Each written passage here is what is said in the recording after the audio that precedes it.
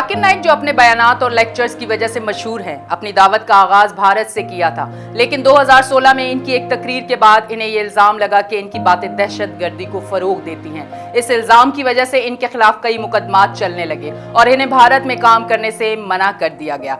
जाकिर नाइक ने अपने अकायद की हिफाजत के लिए भारत छोड़ने का फैसला किया और मलेशिया में बस गए।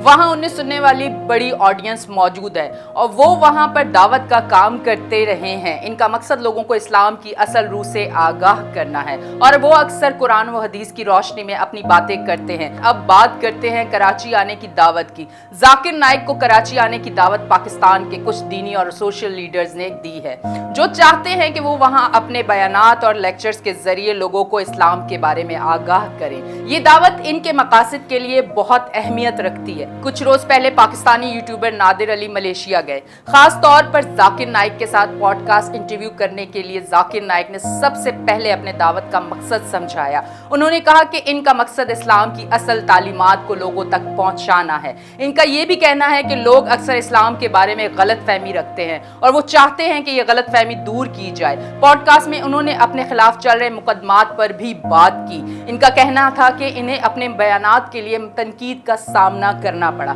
लेकिन वो अपने अकायद पर कायम हैं। इन्होंने ये भी बयान किया कि वो किस तरह इस तनकीद का सामना करते हैं और इस पर किस तरह का रद्द अमल देते हैं। नादिर अली ने इनसे कुछ सवालात किए जिनमें इन्हें लोगों को जवाब देने का मौका मिला। जाकिर नाइक ने कुरान और हदीस की रोशनी में अपनी बातें समझाई और उन्होंने ये भी कहा कि वो हमेशा अपने बयानात को इल्म और हिकमत के साथ पेश करते हैं। जाकिर नाइक का मकसद लोगों को इस्लाम की असली तालीमात से रोशनी देना है, लेकिन इनके आने की खबरें अक्सर तनकीद और इख्तिलाफ का सबब भी बन जाती हैं। इसलिए इनके आने वाले लेक्चर और बयानात का इंतजार लोग शिद्दत से कर रहे हैं।